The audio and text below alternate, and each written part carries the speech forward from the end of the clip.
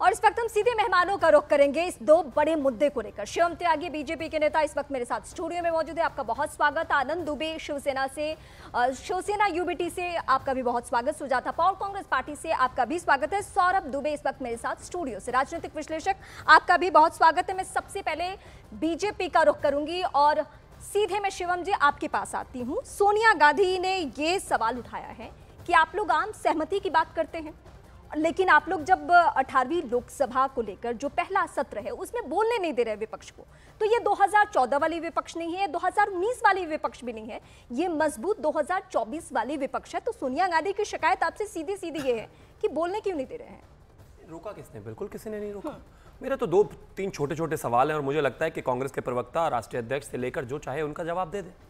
इस देश में आज तक 1947 और परोक्ष रूप से 1952 के बाद से कोई एक ऐसा समय हमें बताएं जहां पर राष्ट्रपति के अभिभाषण के बाद धन्यवाद प्रस्ताव में किसी और बात पर चर्चा हुई हो।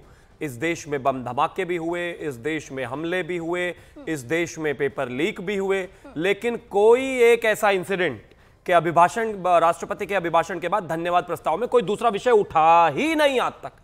ये एक अलग परिपाटी चलाना चाहते हैं। और दूसरी बात, विषय उठाने का आगे समय मिलेगा उनको और हर जगह अभी भी मिल रहा है, कोई किसी को रोक नहीं रहा है।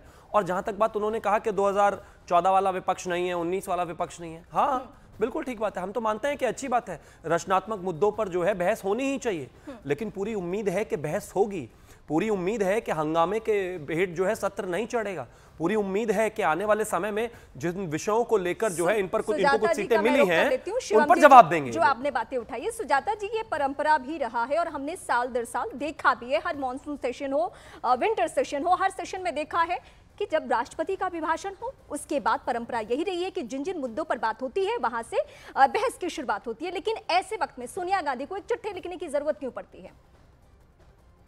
ये उनका एक आर्टिकल है जिसके बारे में शायद आप बात कर रहे हैं। और अभी भारतीय जनता पार्टी के प्रवक्ता की एक बात बड़ी हास्यास्पद है। वो कहते हैं कि कहीं पे भी ऐसी परिपाटी नहीं हुई कि राष्ट्रपति जी का भाषण हुआ उनका और उनके अभिभाषण के ऊपर आप बात कर रहे हैं किसी और बारे में। अरे भाई, शिक्षा मंत्री जी की बातों को ही सुन के आते अगर भाजपा के प्रवक्ता, तो ऐसी मूर्खतापूर्ण बात न करते, क्योंकि उन्होंने तो ये कहा था कि महामहिम राष्ट्रपति जी ने पेपर लीक के मामले के बारे में बात करी। और राहुल जी ने क्या कहा? उन्होंने नीट पर बहस की मांग करी मगर उनका माइक बंद कर दिया गया। उधर मल्लिकार्जुन खड़गे जी, जो स्पीकर ने कहा कि हमारे पास तो ऐसा कोई बटन ही नहीं है जिससे हम आवाज म्यूट कर दें, आवाज बंद कर दें। मैं उस पे भी आती हूँ, लेकिन पहले ये बात तो क्लियर हो जाए ना कि नीट पर अगर बात करी जा रही है तो पेपर लीक पर ही बात करी जा रही है। और अगर राष्ट्रपति जी ने अपने अभिभाषण में इसके बारे में कहा है और राहुल जी उसी बात को दोहरा रहे थे कि इस पर बहुत जरूरी है और हम चाहते हैं कि एक ऐसा संदेश जाए देश के लाखों युवाओं को, लाखों करोड़ों लोगों को, परिवारों को, कि हम सब मतलब सरकार और विपक्ष इस मुद्दे पे एक साथ है। तो क्या कुछ गलत कहा?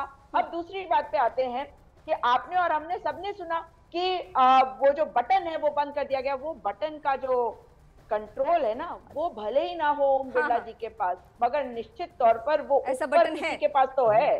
बिल्कुल है, नहीं तो बंद हो जाएगा। मुझे 10 सेकंड दीजिएगा, फिर सौरभ के पास चले जाएगा। मैं बस एक ही चीज कहना चाहता हूं कि मूर्खाधिपति पार्टी के प्रवक्ताओं को यह समझना पड़ेगा, मैं फिर से रिपीट कर रहा हूं कि आज तक के इतिहास में राष्ट्रपति के अभिभाषण के बाद धन्यवाद प्रस्ताव में कोई एक मुद्दा उठा हो जिस पर चर्चा हुई हो, जिस पर राहुल गांधी चर्चा मांग रहे हैं, तो कृपया करके ये प्रवक्ता और ऊपर से लेकर नीचे तक तमाम पार्टी सबूत के साथ आए, इधर उधर ना बोले ऐसे हो गया तो वैसे हो गया। मैं कह रहा हूं ना, मैं पूरे जिम्मेदारी के साथ कहता हूं, कोई एक ऐसा इंसिडेंट हो तो बता दो, पेश कर दो, खत्म कहानी, हार मान लेंगे हम। मैं बोलने भर से कुछ नहीं होता है भाई।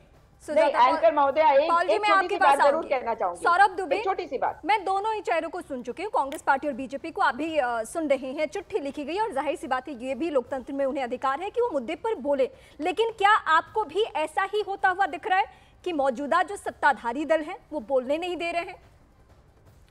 नहीं, देखिए, मैं तो एक बात मानता हूं कि जिस प्रकार से स्पीकर को लेकर के टिप्पणियां की जा रही हैं, जिस प्रकार से तमाम सांसदों ने जो है विपक्ष पार्टी के जो है वो संसद में जाकर के संविधान की किताब लेकर के शपथ ली और शपथ लेते लेते कुछ लोगों ने फिलिस्तीन जिंदाबाद के नारे भी लगाए, कुछ लोगों ने इस कदर तक स्पीकर के पास खड़े होकर के गुंडागर्दी से अपना परिचय दिया कि मैं 6 बार से जो है सांसद रहा हूं, आप मुझे मत सिखाइए। इस तरह की भाषा का इस्तेमाल करना और ये उसके बाद ये कहना कि भैया हम विपक्ष में बहुमत हमको भी पार्टी में मिला हुआ है और हम जो है जनता ने हमको पसंद किया है, तो जनता तो आपका रवैया देख रही है।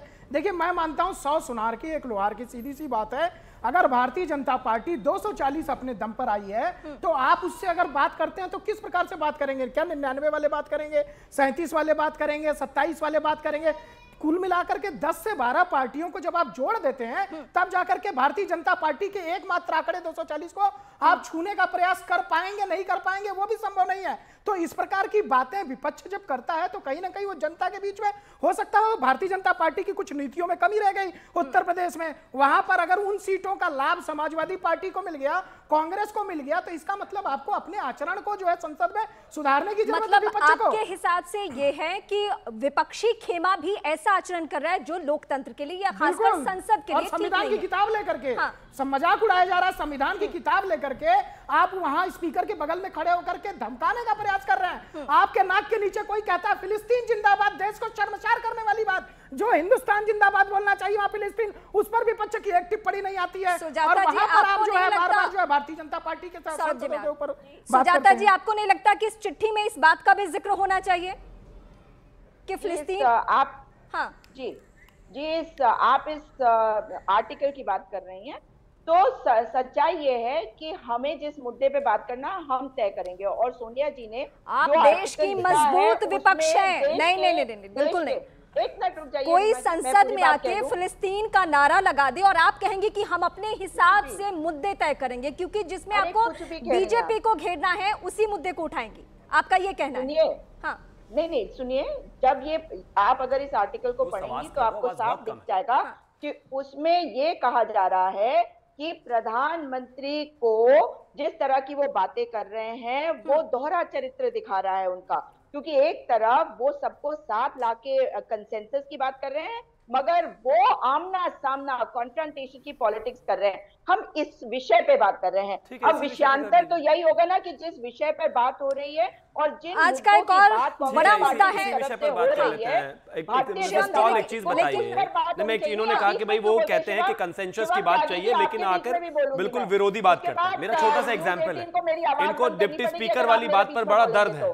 इन्होंने डिप्टी स्पीकर कितना दिया तेलंगाना में, इन्होंने डिप्टी स्पीकर कितना दिया हिमाचल में, इन्होंने डिप्टी स्पीकर कितना दिया कर्नाटका में, पश्चिम बंगाल में, और उसने 10 सेकंड और में आगे निकल 1952, 57, 62, 67, 72 किसी एक समय में भी डिप्टी स्पीकर विपक्ष का नहीं रहा। भाई आपको डिप्टी स्पीकर चाहिए, कहते परिपाटी ऐसी चली आ रही है। नहीं भाई ऐसे नहीं हो सकता। और इस देश में पार्टी ने कहा था, भारतीय जनता पार्टी और एनडीए ने कहा था कि भाई आप स्पीकर पर समर्थन कीजिए, हम डिप्टी स्पीकर पर जरूर बैठकर चर्चा करने के लिए तैयार हैं, लेकिन सर पर गन रखकर कंसेंसस बिल्ड नहीं हो सकता। नहीं, ये एक अलग मुद्दा है, उसके लिए हम अलग दिन बात करेंगे। सुजाता जी, कैसे होता है? 52 में नहीं था। सुजाता प्लीज, कर्नाटका में क्यों नहीं है विपक्ष का डिप्टी स्पीकर? हिमाचल में क्यों नहीं है? तेलंगाना में क्यों नहीं है? आनंद दुबे के पास जाना है। में क्यों नहीं था? 57 में क्यों नहीं था? इतिहास तो पढ़ लिया करो, कुछ भी कहकर आ जाते हो, मत कहिए कुछ भी। लोग हंसते हैं आप पर जब आप बाहर जाते हैं तो किस तरह की बातें करते हैं। नहीं था विपक्ष का डिप्टी स्पीकर कभी भी। अगर हम यूपीए 1, यूपीए 2 और 1991 के अलावा छोड़ दें, ज्यादातर समय में विपक्ष का डिप्टी स्पीकर नहीं रहा कभी भी। राज्यों में विपक्ष का डिप्टी स्पीकर नहीं दिया आपने, और इसलिए बराबरी होनी चाहिए। और जब कोई बराबरी होगी कैसे बराबरी होगी बताइए? बराबरी ये दोनों बिल्कुल अलग मुद्दे हैं। सुजाता जी, 99 वालों को 240 की बराबरी दे दो, कल कहेंगे 2.5 साल प्रधानमंत्री बना दो राहुल गांधी को, क्योंकि हम 99 लेकर। अच्छा नहीं, अरे गजब बराबरी है। 99 में प्रधानमंत्री भी बन सकते हैं ये लोग, कोई भरोसा नहीं है इनका। क्या बराबरी होनी चाहिए जी? राहुल गांधी राजा परिवार से आते हैं इसलिए 2.5 साल उनको प्रधानमंत्री बनाया जाए, बराबरी दे दो। नहीं मिलेगी बराबरी, जीत कर आइए बराबरी मिलेगी। आपसे बात कर रहा है, कांग्रेस पार्टी अकेले बात नहीं कर रही है, इसका मतलब है आप विपक्ष, आप टोटल मिलकर भी 240 नहीं है, सारे मिलकर भी 240 नहीं है, तब भी प्रधानमंत्री नहीं दिया जा सकता 2.5 साल के लिए। लेकिन इनके सहयोगी ने मान लिया है। आपके लिए खुशखबरी है आज इस डिबेट में, आपके सहयोगी ने मान लिया है सुजाता जी कि राहुल गांधी को प्रधानमंत्री पद का उम्मीदवार बना देना चाहिए। आनंद दुबे शिवसेना यूबीटी से मेरे साथ है। आनंद जी, बहुत देर कर दी हुजूर आते आते, मतलब आपने खुद, संजय राउत ने खुद स्वीकार कर लिया कि अरे हम चुनाव के पहले अगर राहुल गांधी के नाम पर सहमति बना लेते, उनका नाम अनाउंस कर देते तो 20 से 25 सीटें जीत जाते। मतलब आपको लग रहा है कि आपने देर कर दी? रीमा प्रसाद जी नमस्ते। नमस्ते। अब देखिए, जब रिजल्ट आ गए और आंकड़े आ गए तो यही कहेंगे कि हाँ देर कर दी। इसको तो कोई इनकार नहीं कर सकता कि ये देर हो गई। अगर ये पहले प्लानिंग हुई होती, पहले योजना बनी होती तो इसका लाभ होता। जिस प्रकार 2022 से 24 लेकिन जब आनंद जी आप अगर जब ये कह रहे हैं ना, अब इसका दूसरा एंगल आप जरा देख लीजिए। जब आप ये कह रहे हैं तो पब्लिक इसको किस तरीके से ले रही है? पब्लिक को ये समझ में आ रहा है कि जो बातें संजय राउत आज कह रहे हैं उसके मायने ये है कि यानी 2024 के शुरुआती वक्त में चुनाव की तारीखों के अनाउंसमेंट के साथ इंडिया गठबंधन को राहुल गांधी पर भरोसा नहीं था, इसीलिए आज ये कहा जा रहा है चुनाव परिणाम आने के बाद। आनंद जी अब कमाल करते हैं। अब अपने अपने 140 करोड़ के देश में सबके अलग अलग सोचने का तरीका है। कुछ लोग ये भी समझ रहे हैं और कुछ लोग ये भी समझ रहे हैं कि राहुल गांधी जी ने जिस प्रकार 2 वर्षों में भारत जोड़ो यात्रा के माध्यम से कन्याकुमारी से कश्मीर तक और चाहे भारत न्याय यात्रा मणिपुर से मुंबई तक एक भारत की जनता के बीच में जाकर सड़क पर उतरकर किसान नौजवान से मुलाकात करके, एक महीना होने को आए चुनाव परिणाम को, उसके बाद अगर शिवम जी ये कह रहे हैं कि वो प्रधानमंत्री पद के उम्मीदवार होते तो बेहतर होता। उद्धव जी की पार्टी या फिर संजय राउत जी से कभी इत्तेफाक रखता नहीं, उनसे आमतौर पर खैर कोई भी इत्तेफाक रख नहीं सकता, लेकिन इस बात से मैं उनकी पूरी सहमत हूं कि अगर राहुल गांधी को प्रधानमंत्री का चेहरा बना दिया होता तो 25 से 30 सीटें बढ़ जाती, लेकिन भाजपा की, इस बात से मैं उनके पूरे समर्थन करता हूं। काश उनको समय से बना दिया होता ना तो ये जो 20-25 सीटों की कमी रह गई ना हमारी, वो 2-4 बयान देके पूरा जरूर करा देते इस बार। तो मुझे लगता है कि ये जो संजय राउत जी ने सलाह दी है ये अगली बार अवश्य दे।